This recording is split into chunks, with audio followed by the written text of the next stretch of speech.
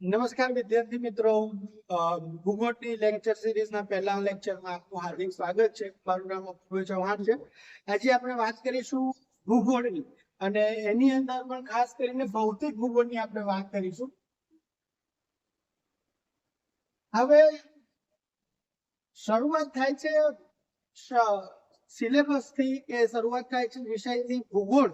ભૂગોળ એને આપણે જનરલી ઇંગ્લિશની અંદર જીઓગ્રાફી તરીકે ઓળખીએ છીએ, પરંતુ યાદ રાખજો કે આ જે ભૂગોળ શબ્દ છે એ લેટિન ભાષા જે છે, લેટિન ભાષા એની ઉપરથી બનેલું છે જીઓગ્રાફી. એક તો જીઓ અને બીજું છે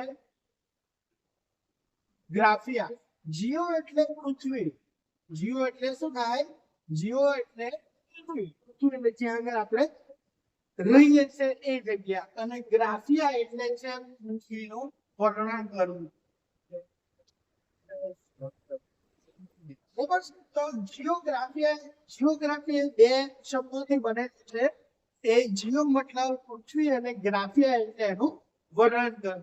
અને ગુજરાતીની અંદર આપણે વાત કરીએ તો ભૂ અને ગોળ. ભૂ એટલે જમીન અને ગોળ એટલે પૃથ્વીનો જે ગોળો છે એનું વર્ણન. જનરલી આ વિષયની અંદર આપણે વાત કરીએ કે ભૂગોળ, આ પૃથ્વી આપણે આસપાસ જે વસ્તુ જોઈ રહ્યા છે એ વસ્તુને કેવી રીતે એનું નિર્માણ થયું છે, વસ્તુ કેવી રીતે બની છે એનું આપણે વર્ણન કરતા હોય છે. જનરલી આપણે વાત કરીએ અને જીપીએસસી અને યુપીએસસી ની આપણે વાત કરીએ ત્યારે ભૂગોળ એ મુખ્ય ત્રણ ભાગમાં વહેંચવામાં આવે છે. એક સામાજિક ભૂગોળ, એક આર્થિક ભૂગોળ અને એક છે ભૌતિક ભૂગોળ. બરાબર છે?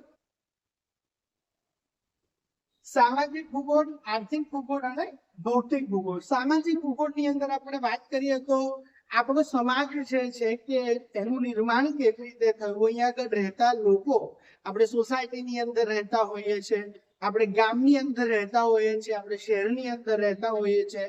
એ ગામ છે, શહેર છે, નદી કિનારે આવેલું છે, કોઈ મેન રસ્તો જે છે એ રસ્તાની આસપાસ આ વસેલું છે, કોઈ પર્વતની આસપાસ વસેલું છે, કોઈ ખીણની આસપાસ વસેલું છે.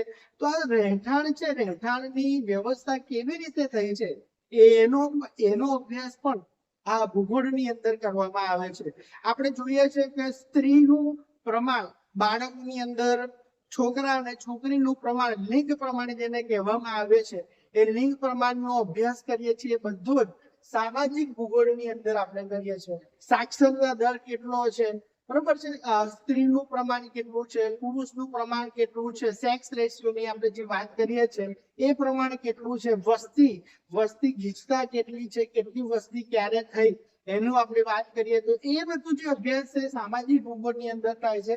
આર્થિક ભૂગોળ, આર્થિક ભૂગોળ એટલે આપણા જે વેપાર, વાણિજ્ય, ધંધા, કૃષિ છે, સેવા ક્ષેત્ર છે, ઉદ્યોગ ક્ષેત્ર છે, આ બધી વસ્તુની અંદર આપણને ખનિજની જરૂર પડે, કૃષિની અંદર આપણને જમીનની જરૂર પડે, તો કેવા પ્રકારની જમીન છે, એનું નિર્માણ કેવી રીતે થયું છે, એની આપણે જે એનો અભ્યાસ કરીએ છીએ એ આર્થિક ભૂગોળની અંદર આવે છે. આપણા ઉદ્યોગો કેટલા પ્રકારના છે, કૃષિ આધારિત ઉદ્યોગ થઈ શકે, પશુ આધારિત ઉદ્યોગ આપણા થઈ શકે, ખનિજ આધારિત આપણા ઉદ્યોગો થઈ શકે. આ બધા જ ઉદ્યોગોનું આપણે જે વર્ણન કરીએ છીએ, આપણે જે આનો અભ્યાસ કરીએ છીએ આર્થિક ભૂગોળની અંદર આવે છે. ભૌતિક ભૂગોળ મેન આપણે શરૂઆત કરવાના છે ભૌતિક ભૂગોળથી. તો ભૌતિક ભૂગોળ એટલે શું? ભૌતિક એટલે ફિઝિકલ જીઓગ્રાફી જેને કહેવામાં આવે છે. ફિઝિકલ, ભૌતિક રીતે બનેલી આ બધી જે વસ્તુઓ છે એનું નિર્માણ કેવી રીતે થયું, એ વસ્તુઓ પાછળ એની ઉત્પત્તિ કેવી રીતે થઈ, પૃથ્વીની ઉત્પત્તિ કેવી રીતે થઈ, બ્રહ્માંડની ઉત્પત્તિ કેવી રીતે થઈ, વિશ્વની ઉત્પત્તિ કેવી રીતે થઈ, આપણે જે સમય રેખાઓ જાણીએ છીએ, સમય કેવી રીતે માપવામાં આવે છે, કોઈ પણ સ્થળ છે, સ્થળનું લોકેશન કેવી રીતે માપવામાં આવે છે, આ બધી જ વસ્તુઓનો. ભૂકંપ થાય છે તો ભૂકંપ પાછળ થવાના કારણો કયા કયા છે.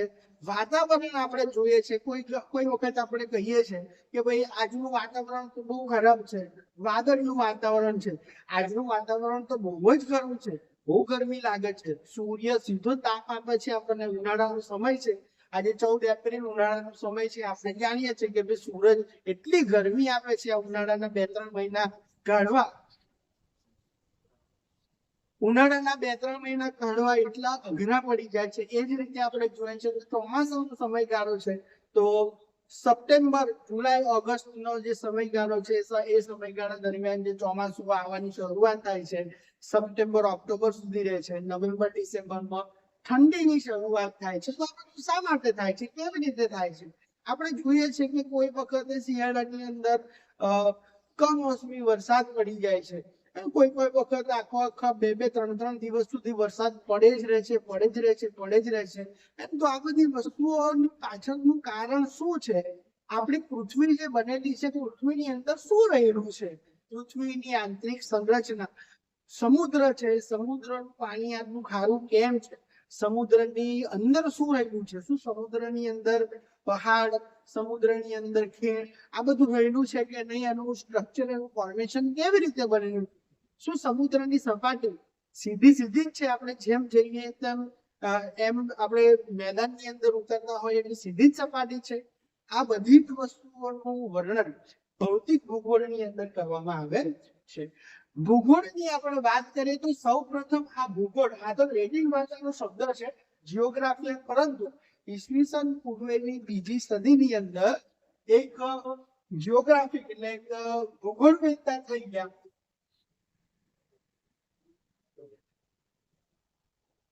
ઇરેટોસ્થેનીસ. આ ઇરેટોસ્થેનીસ ગ્રીક વ્યક્તિ છે.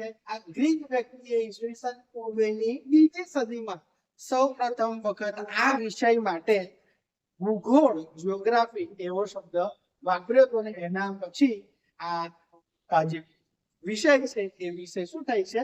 એ વિષય આપણે અત્યારે ભણી રહ્યા છીએ. બરોબર. આપણે તમે જુઓ છો તો મધ્યકાલીન ભારતની અંદર ઇબ્ન બતુતા નામનો એક વ્યક્તિ આવ્યો હતો, યાત્રાળુ આવ્યો હતો. એમણે પણ જીઓગ્રાફી એટલે આપણે જે પૃથ્વી છે, આપણું વર્ણન છે કેવી રીતે થાય છે એની વાત કરી. બ્રહ્મગુપ્ત જે થઈ ગયા છે, એમણે બ્રહ્મગુપ્ત સિદ્ધાંતિકા, પૌરાણિક સમયની વાત છે, એ પ્રાચીન સમયની અંદર એમણે પણ બ્રહ્મગુપ્ત સિદ્ધાંતિકા નામના જે ગ્રંથ છે, ગ્રંથની અંદર ભૂગોળ વિશે ઘણી બધી ચર્ચા કરવામાં આવેલી છે.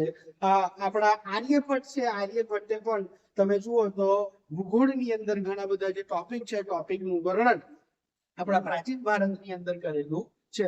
આ તો આ થઈ સામાન્ય માહિતી, પણ આપણે અત્યારે જોવા જઈ રહ્યા છે કે પૃથ્વી આપણી જે છે એ પૃથ્વી એ કેવી છે. અને ખાસ કરીને આજે એક ટોપિક આપણે જોવા જઈ રહ્યા છે, અક્ષાંશ રેખાંશની આપણે ચર્ચા કરીશું.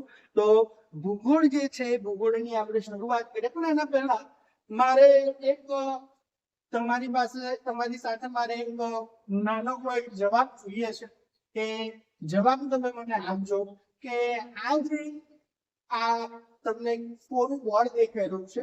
હવે આ જગ્યા ઉપર મારે આ જે બિંદુ છે, આ એક બિંદુ છે, આ બિંદુ મારે સ્થાન નક્કી કરવું છે. તો એ સ્થાન નક્કી કેવી રીતે કરી શકાય? એનો જવાબ તમે આપી શકશો? જો જવાબ તમે આપો તો ટ્રાય કરો કે કેવી રીતે આનો આપી શકાય. હવે પ્રશ્ન એ થાય કે ભાઈ આ જે જગ્યા છે, જગ્યાનું સ્થાન કોઈ રેફરન્સ હોય તો હું આપી શકું. અહીંયા આગળ હું કેવી રીતે એનું વર્ણન કરી શકું કે આ જગ્યા ક્યાં આગળ છે? પરંતુ અહીંયા આગળ તમે જુઓ,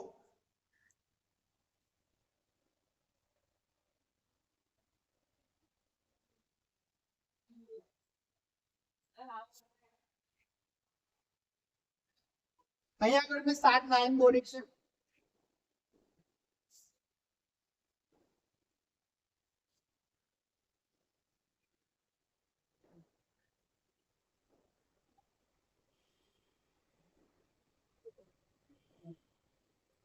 અહીંયા આગળ ઊભી 7 રેખાઓ દોરી છે અને આડી 7 રેખાઓ દોરેલી છે.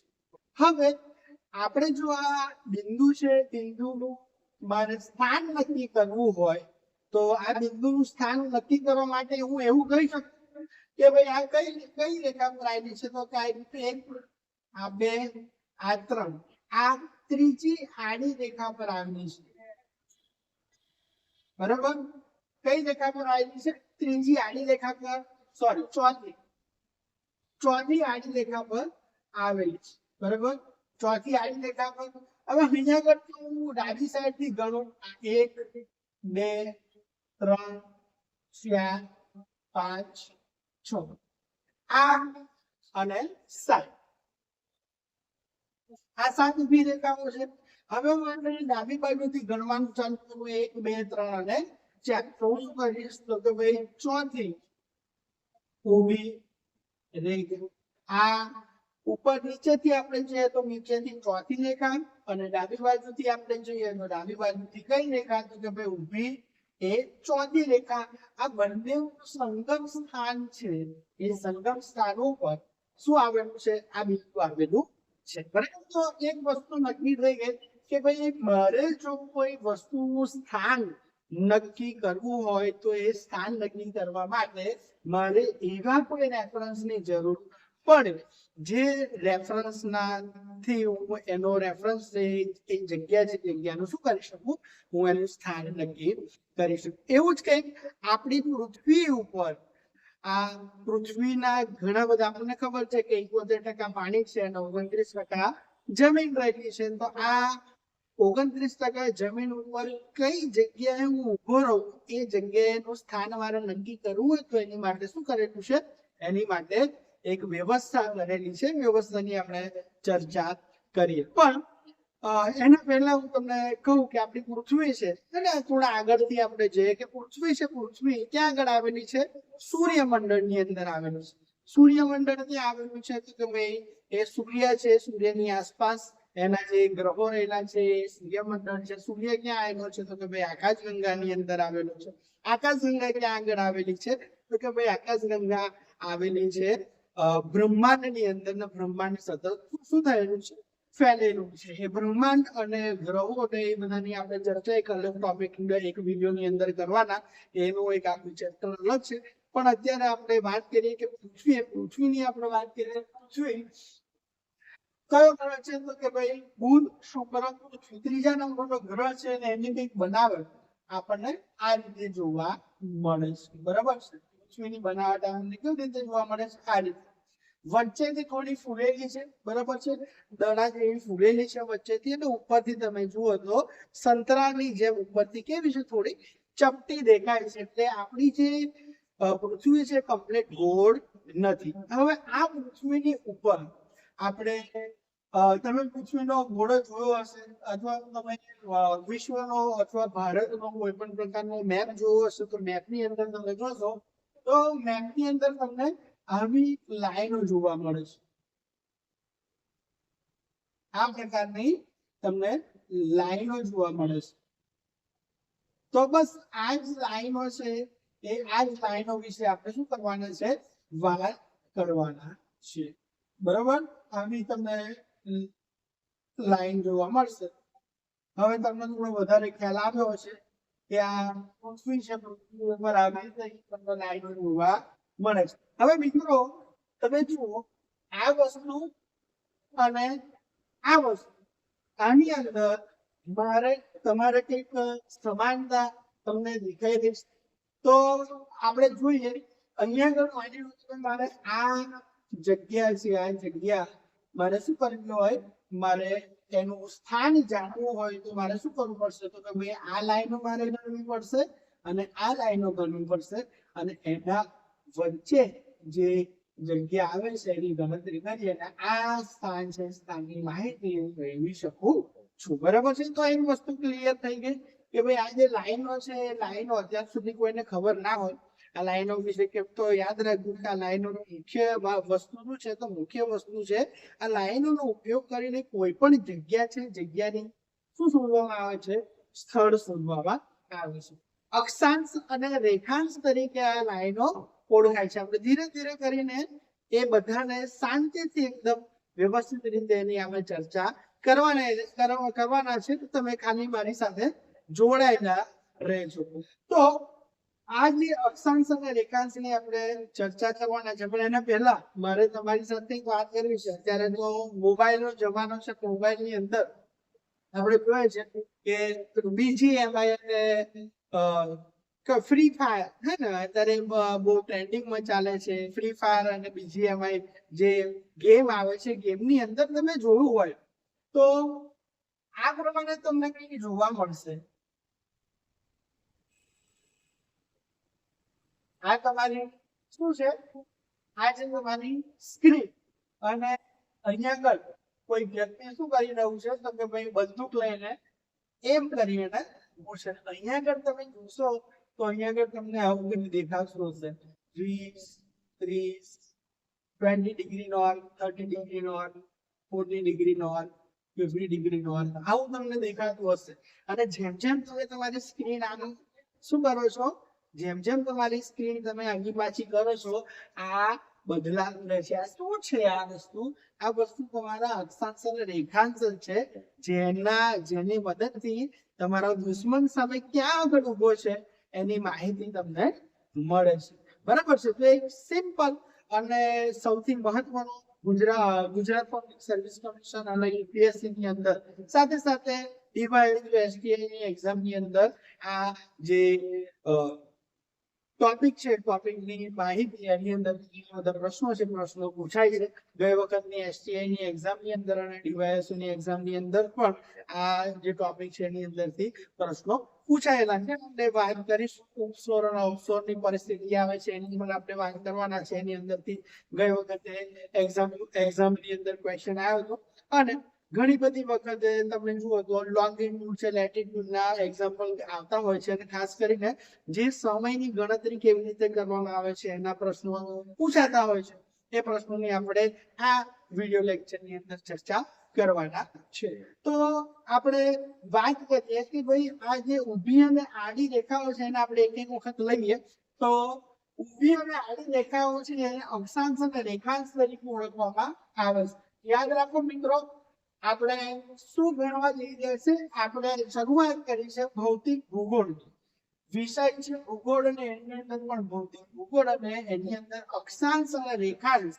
આ જે ટોપિક છે એ ટોપિક નું આપણે શરૂઆત કરવા જઈ રહ્યા છે તો ટોપિક નું નામ છે અક્ષાંશ અને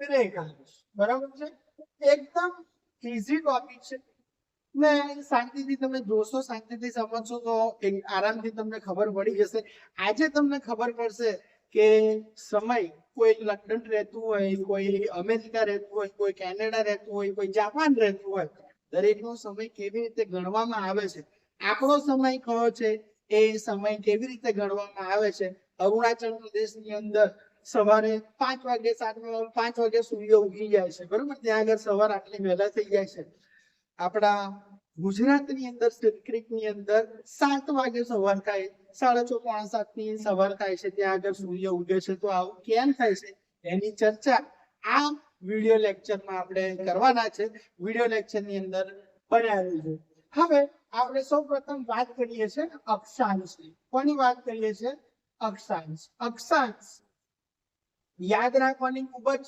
સરળ રીત છે અક્ષાંશ આડી શું છે અક્ષાંશ એટલે આડી શું કહેવાય આડી કાલ્પનિક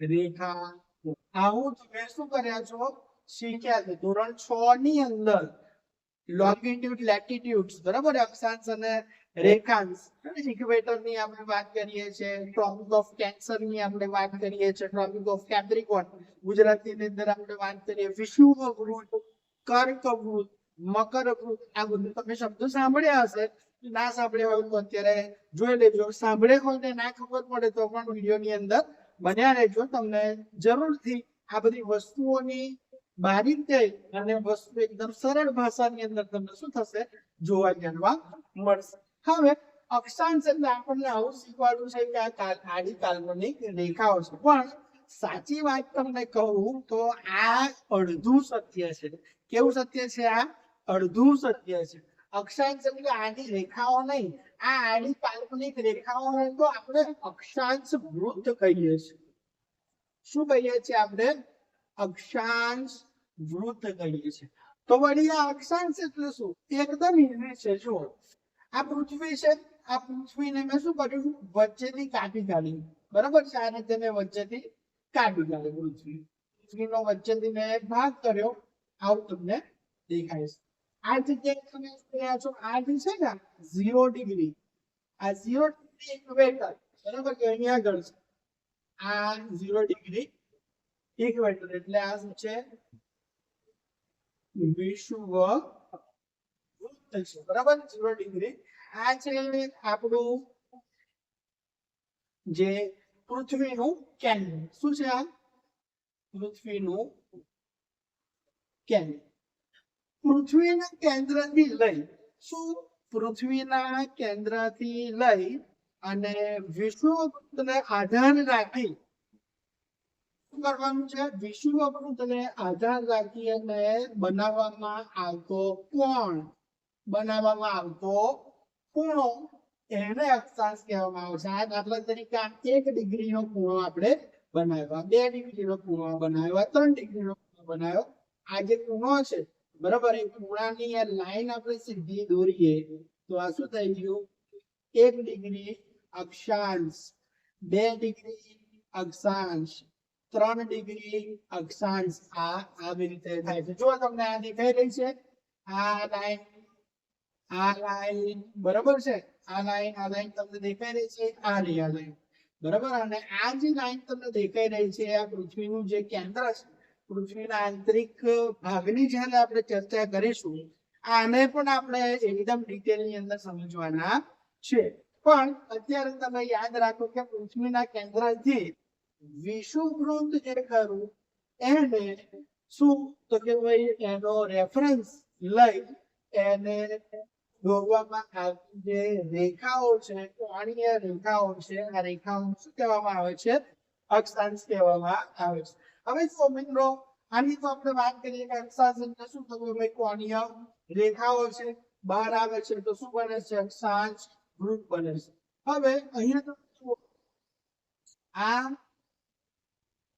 પૃથ્વી છે, આ પૃથ્વીની એક્ઝેક્ટ વચ્ચે આ જે છે એ 0 ડિગ્રી, આને શું કહેવામાં આવે છે?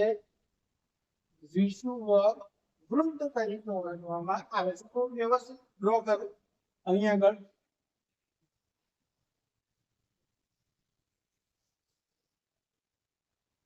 આ આપણે પૃથ્વી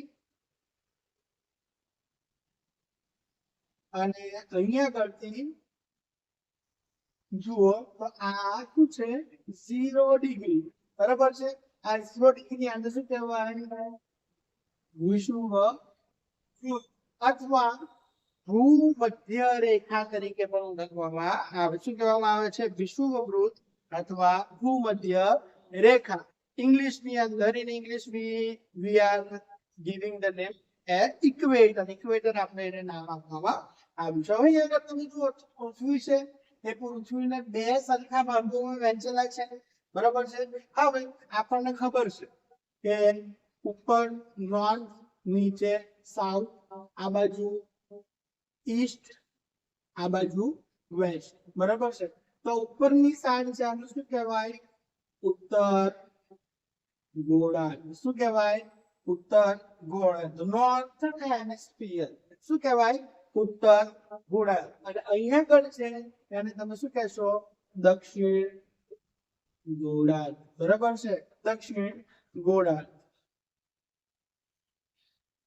તો વિષુવવૃત્ત પૃથ્વીને 2 સરખા ભાગોમાં વહેંચે છે અને એકને કહેવાય ઉત્તર ગોળાર્ધ, જે નીચે છે એને શું કહેવાય? દક્ષિણ ગોળાર્ધ. અહીંયા આગળથી તમે જુઓ તો આ 1 ડિગ્રી, 2 ડિગ્રી, 3 ડિગ્રી, 4 ડિગ્રી, આ રીતે ધીરે ધીરે જાય છે. અને અહીંયા આગળ કેટલી આવે છે? 90 ડિગ્રી.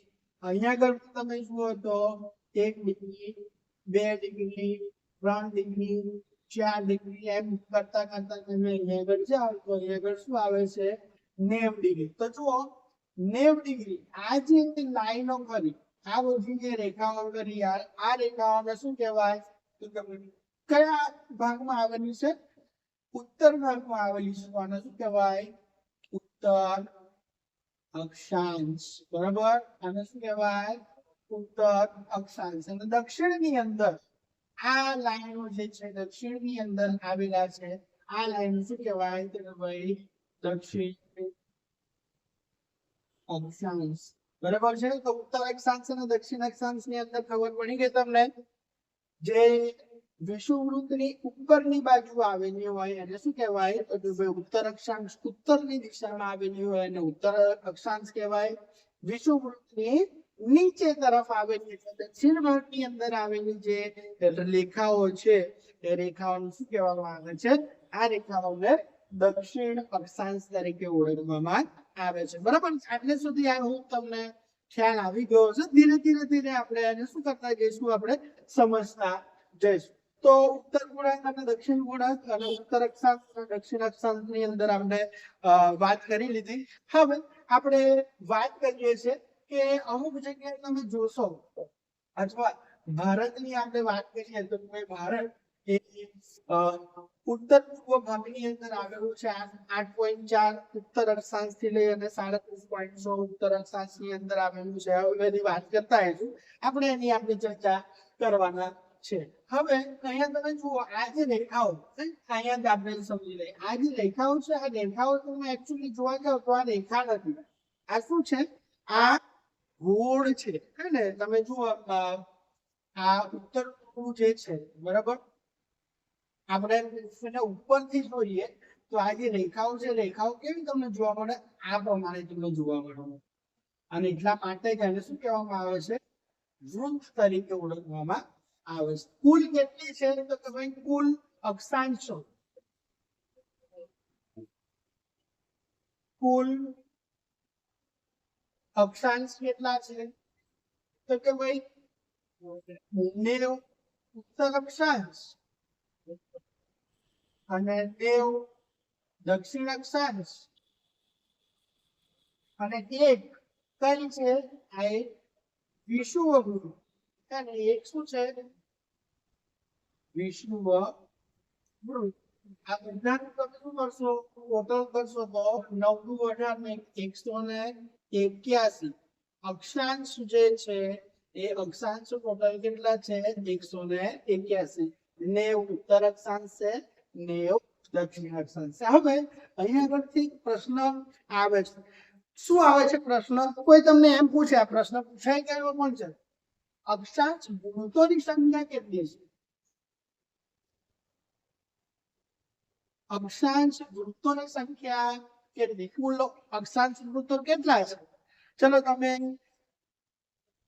કમેન્ટ કરી શકો છો અથવા તમે જવાબ આપી શકો છો કે કુલ અક્ષાંશ વૃત્તો. આ જગ્યાને તમે જોઈ અને વિચારો. આ જે આકૃતિ દોરેલી છે આકૃતિ જોઈ અને તમે વિચારો અને એનો જવાબ એકદમ શાંતિથી આપો કે ભાઈ અક્ષાંશ વૃત્તોની સંખ્યા કેટલી. હમણાં હું આપણા લેક્ચર ની અંદર હું બોલી ગયો કે વૃત્ત એટલે શું? બરાબર છે. વૃત્ત એટલે શું છે તો કે ભાઈ ગોળ જે હોય એને વૃત્ત તરીકે ઓળખવામાં આવે છે.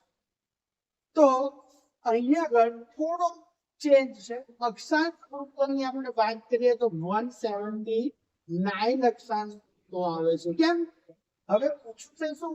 અક્ષાંશ વૃત્ત એટલે ગોળ રેખા. બરાબર છે. હવે અહીંયા તમે જુઓ તો આ પણ ગોળ છે, આ ગોળ છે, આ ગોળ છે. પણ એક વસ્તુ તમે નોટિસ કરી કે જેમ જેમ આપણે ઉપર જતા જઈએ છીએ તેમ એમ અક્ષાંશ વૃત્તો કેવા થતા જાય છે? નાના થતા જાય છે. ને જો આ નાના થતા જાય છે. અને અહીંયા તમે જુઓ 90 ડિગ્રી ઉત્તર અક્ષાંશ અને 90 ડિગ્રી દક્ષિણ અક્ષાંશ આ કેવા સ્વરૂપે રહેલા છે? પોઈન્ટના બિંદુના સ્વરૂપે રહેલા છે. એટલે આમને ઉત્તર અક્ષાંશ ગણવામાં, આમને અક્ષાંશ વૃત્ત તરીકે ગણવામાં આવતા નથી. એટલા માટે જ જ્યારે અક્ષાંશ વૃત્ત પૂછાય ત્યારે તમે શું કહો છો તો કે ભાઈ અક્ષાંશ વૃત્ત કેટલા છે? 179 179 એટલે કુલ અક્ષાંશોની સંખ્યા કેટલી છે? 181. બરાબર. હવે તમે નામ સાંભળ્યા હશે ઉષ્ણ કટિબંધ, સમશીતોષ્ણ કટિબંધ, શીત કટિબંધ. તો આ કટિબંધ એટલે શું? આ કટિબંધ એટલે યાદ રાખજો આ જે અક્ષાંશો છે એ બે અક્ષાંશો વચ્ચેની જગ્યા છે ને, આ જગ્યા આ જગ્યાને શું કહેવામાં આવે છે? કટિબંધ તરીકે ઓળખવામાં આવે છે. શું કહેવામાં આવે છે? કટિબંધ. બે અક્ષાંશો વચ્ચે રહેલી જે જગ્યા છે એ જગ્યાને આ કટિબંધ કહેવામાં આવે છે. યાદ રાખજો મિત્રો, આ કટિબંધ અથવા બે અક્ષાંશો હંમેશા કેવા રહે છે? સમાંતર હોય છે. એકબીજાને કોઈ દિવસ છેદતા નથી. અહીંયા તમે જોઈ શકો છો, આ એકબીજાને કોઈ દિવસ છેદતા નથી. એટલે યાદ રાખવાનું કે ભાઈ આ જે અક્ષાંશો છે એ અક્ષાંશો કોઈ દિવસ એકબીજાને છેદતા નથી. એ સમાંતર હોય છે અને બે અક્ષાંશો વચ્ચે રહેલી જે જગ્યા છે એ જગ્યાને શું કહેવામાં આવે છે? કટિબંધ તરીકે ઓળખવામાં આવે છે. આ બે કટિબંધ વચ્ચેનું અંતર કેટલું હોય છે? આ બે કટિબંધ વચ્ચેનું અંતર 111 કિલોમીટર જેટલું હોય છે. બરાબર છે? 111 કિલોમીટર જેવું હોય છે. કટિબંધની વચ્ચેનું અંતર 111 કિલોમીટર હોય છે. જીપીએસસી નો એક પ્રશ્ન ગઈ એક્ઝામ ની અંદર આવેલો, તે પૂછાયેલો કે ભાઈ કઈ વસ્તુ છે, બે વસ્તુ છે, એ એક વસ્તુને અહીંયા આગળ મૂકવામાં આવે છે અને બીજી વસ્તુને ક્યાં મૂકવામાં આવે છે? વિષુવવૃત્ત પર મૂકવામાં આવે છે. અને આ બંનેની અંદરથી કઈ વસ્તુની સ્પીડ વધારે હોય છે એ પણ તમે જોશો. તો આ જ્યારે આગળ આપણે જઈશું ત્યારે ફરી આ પ્રશ્નની હું ચર્ચા કરીશ કે ભાઈ પૃથ્વીની જે ગતિ છે, ગતિ જ્યારે આપણે ભણવાના છે ત્યારે આ જ ટોપિકની અંદર આવશે ત્યારે તે પ્રશ્નની હું ચર્ચા કરીશ. એકદમ મને યાદ આવ્યું કે ગઈ વખતે જે પેપર હતું એસટીઆઈ ના પેપરમાં આ પ્રશ્ન પૂછાયો હતો આ ટોપિકની અંદર. બરાબર, તો આપણે વાત કરી રહ્યા છીએ કટિબંધની. કટિબંધ એટલે 100 આ જે કટિબંધ છે આ શું કામ લાગે?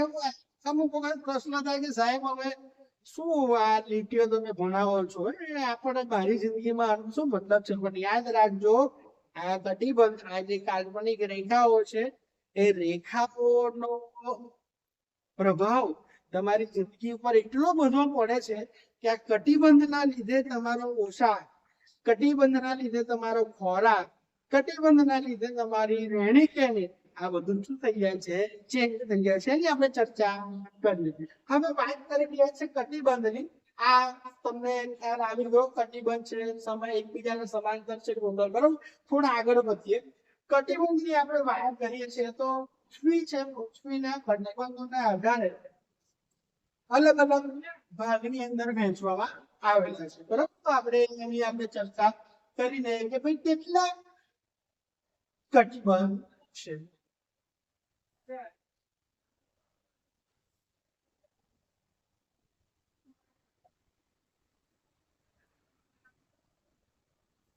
ચાલો, તો આ તમારી પૃથ્વી છે, हमारी प्यारी दुनिया. બરાબર, અહીંયા આગળથી આપણે વાત કરીએ, આ શું છે? 0 ડિગ્રી. બરાબર છે, આને વિષુવવૃત્ત કહેવાય. અહીંયા આગળથી આપણે જે 1 2 3 આ જે રેખા છે 23.5 ઉત્તર અક્ષાંશ આ જે છે, ચલો તમે કહો 23.5 શું છે? આ 23.5 દક્ષિણ અક્ષાંશ. બરાબર, એનાથી થોડા ઉપર જઈએ તો આ જે જગ્યા છે 66.5 ઉત્તર અક્ષાંશ. આજે આપણે વાત કરીએ શું છે? 66.5 દક્ષિણ અક્ષાંશ. આ જે અક્ષાંશ છે ને એને નામ આપેલા છે. બરાબર, એને શું આપેલું છે? નામ આપેલા છે. આ જે ખરો 23.5 ઉત્તર અક્ષાંશ, આને કહેવાય છે કર્કવૃત્ત. બરાબર છે, આ 23.5 દક્ષિણ અક્ષાંશ એને શું નામ આપવામાં આવેલું છે? મકરવૃત્ત. બરાબર છે, અને 66.5 ઉત્તર અક્ષાંશ અને 66.5 દક્ષિણ અક્ષાંશ. હવે અહીંયા આગળ તમે જોશો ધ્યાનથી, આ જે વિસ્તાર છે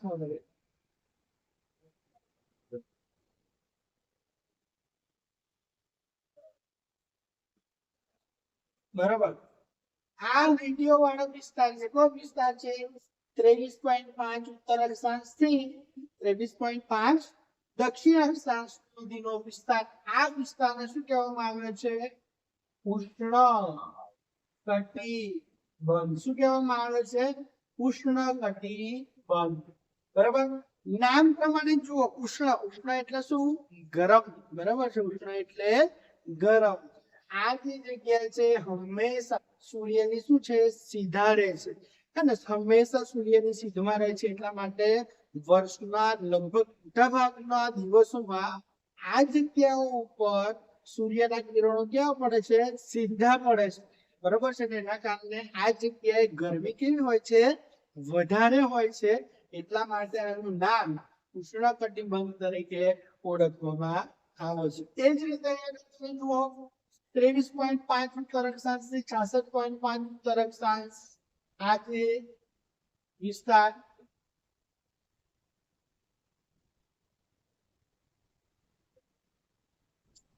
અને 23.5 દક્ષિણ અક્ષાંશ થી લઈ 66.5 દક્ષિણ અક્ષાંશ. આ જે એરિયા ખરો એને કહેવાય સમશીતોષ્ણ કટિબંધ. શું કહેવાય? સમશીતોષ્ણ કટિબંધ. બરાબર. આ જે છે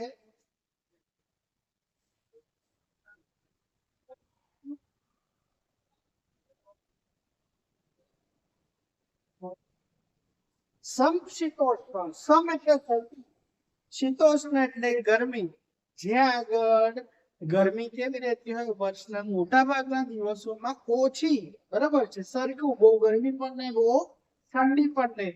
આવા જે એરિયા છે, એરિયા આવા જે વિસ્તારો છે એને સમશીતોષ્ણ કટિબંધ તરીકે ઓળખવામાં આવે છે. બરાબર. યુરોપ તમે જોઈ લો. બરાબર છે. આ બાજુ અમેરિકા, ઉત્તર અમેરિકાનો ભાગ જોઈ લો. આ બધા સમશીતોષ્ણ કટિબંધની અંદર આવેલા છે. એટલા માટે ભારતની અંદર અત્યારે કાળઝાળ ગરમી. બરાબર છે. તમને બહુ જ ગરમી લાગે, પણ તમે એ જગ્યાએ તમે યુરોપની અંદર, યુકે ની અંદર તમે જાઓ, લંડન ની અંદર તમે જાઓ, ઉનાળાની અંદર પણ તમને વાતાવરણ કેવું લાગે? આપણને ખુશનુમા વાતાવરણ લાગે. 25-26 ડિગ્રી મેક્સિમમ ત્યાં આગળ તાપમાન તમને જતું હોય. આપણે તો અહીંયા આગળ શિયાળાની અંદર 19-20 ડિગ્રી તાપમાન જાય. મિનિમમ આટલું તાપમાન તમે જોઈ શકો છો. તો ટેમ્પરેચર નો ડિફરન્સ પડી ગયો. શા માટે ટેમ્પરેચર નો ડિફરન્સ પડી ગયો? કારણ કે તમે જુઓ, અહીંયા આગળ સૂર્યના કિરણો કેવા પડતા હતા? તો કે ભાઈ સીધા પડતા હતા. એટલા માટે અહીંયા આગળ ગરમી હતી. પણ એ જ રીતે અહીંયા તમે જુઓ કે આ કિરણો અહીંયા કેવા જાય છે? અહીંયા ત્રાંસા જાય છે. બરાબર. અહીંયા શું? અહીં સીધા જાય છે. હવે તમને થોડું વધારે ખ્યાલ આવ્યો હશે. બરાબર. આ જે કિરણો છે અહીંયા કેવા પડે છે? ત્રાંસા પડે છે. ત્રાંસા પડવાના કારણે એટલી બધી ગરમી આવતી નથી. અને અહીંયા તમે જોઈ શકો છો આ જે છે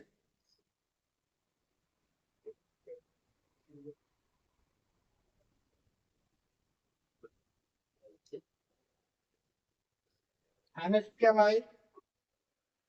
શીત કટિબંધ. શીત કટિબંધ એટલે અહીંયા સૂર્યના કિરણો એટલા ત્રાંસા પડે છે કે વર્ષમાં શું છે કે લગભગ વર્ષના બધા જ દિવસોની અંદર ખૂબ જ ઠંડી પડે છે.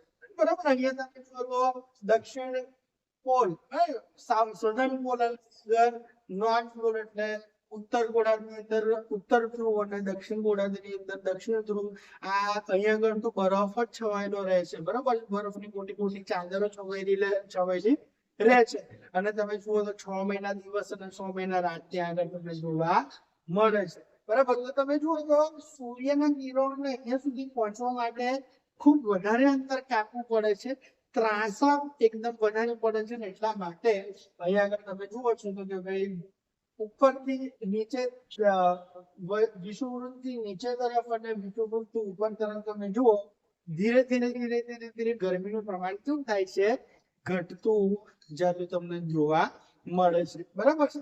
તો અહીંયા આગળથી પણ પ્રશ્ન પૂછાય છે સૂર્યના કિરણોના જે વાક્ય છે વાક્ય સીધા બનાવી દે છે કે ભાઈ શીત કટિબંધની અંદર સૂર્યના સીધા કિરણો પડે છે, સમશીતોષ્ણ કટિબંધની અંદર સૂર્યના કિરણો ત્રાંસા પડે છે, બરાબર છે. વાક્ય સાચા છે કે ખોટા તમારે કોમેન્ટની અંદર જવાબ આપવાનો છે. તો અહીંયા તમે જોયું કે અક્ષાંશોને કારણે જે પૃથ્વી છે પૃથ્વીની અંદર જે ગરમી છે એ ગરમીનું વિતરણ કેવી રીતે થાય છે એનો આધાર રહેલો તમને જોવા મળે છે, બરાબર. એક નાનકડી વાત બીજું તો ઘણી બધી જગ્યાએ લખેલું હશે ઉચ્ચ અક્ષાંશ, હે ને, અને ઘણી બધી જગ્યાએ તમને જોવા મળશે નિમ્ન અક્ષાંશ. તો ઉચ્ચ અક્ષાંશ અને નિમ્ન અક્ષાંશ શું છે તો યાદ રાખજો કશું જ છે નહીં. આ જે જીરોની આ લાઈન તમને વિષુવવૃત્ત દેખાય છે, આ જીરોની લાઈન થી જેમ જેમ જેમ જેમ ઉપર જતા જઈએ એમ શું આવે ઉચ્ચ અક્ષાંશ આવે, અને ઉપરથી જેમ જેમ જેમ વિષુવવૃત્તની નજીક જતા જઈએ એ નિમ્ન અક્ષાંશ એટલે નીચા અક્ષાંશ વાળા પ્રદેશો એમને કહેવામાં આવે છે. હોપ તમને લોકોને આ જે ટોપિક છે અક્ષાંશ વાળો ટોપિક એ ટોપિક તમને ખ્યાલ આવી ગયો હશે, બરાબર છે. કટિબંધ કોને કહેવામાં આવે છે, અક્ષાંશનું શું કાર્ય છે એ તમને વધારે ખબર પડી ગઈ હશે, બરાબર.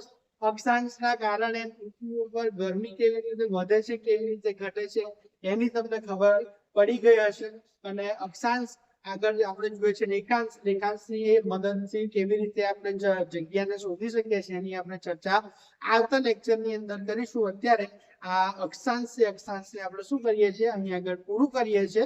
નેક્સ્ટ ચેપ્ટરની નેક્સ્ટ ટોપિકની અંદર નેક્સ્ટ લેક્ચરની અંદર આગળ આપણે વધી અને રેખાંશ વિશે જાણીશું એકદમ ઊંડાણથી, સાથે સાથે પ્રીવિયસ યરના ક્વેશ્ચન પેપર આપણે એની પર ચર્ચા કરીશું અને વધારે આ જે ટોપિક છે ટોપિકને ડિટેલની અંદર સમજવાનો પ્રયત્ન કરીશું. તો અત્યાર સુધી આટલું જ. હોપ તમને આ લેક્ચર સારો લાગ્યો હશે. જો સારું લાગ્યું હોય તો આને શેર કરો, સબસ્ક્રાઇબ કરો, લાઈક કરો, બરાબર છે. આવા જ કન્ટેન્ટ તમને આગળ પણ પ્રોવાઈડ થાય એની હું એનો પ્રયત્ન કરતો રહીશ, બરાબર છે. સપોર્ટ કરતા રહેજો, ભણતા રહેજો. તમારા પ્રશ્નો છે પ્રશ્નોને કોમેન્ટમાં નાખતા રહેજો, અમે એનો જવાબ તમને આપીશું. અને આવતા લેક્ચરની અંદર પણ જો કઈ એવો ટોપિક હશે અને ડાઉટ હશે તો એને આપણે ક્લિયર કરવાની કોશિશ કરી શકીશું. તો અત્યારે આટલું જ. મને રજા આપો. હું અપૂર્વ ચૌહાણ. નમસ્કાર, ધન્યવાદ.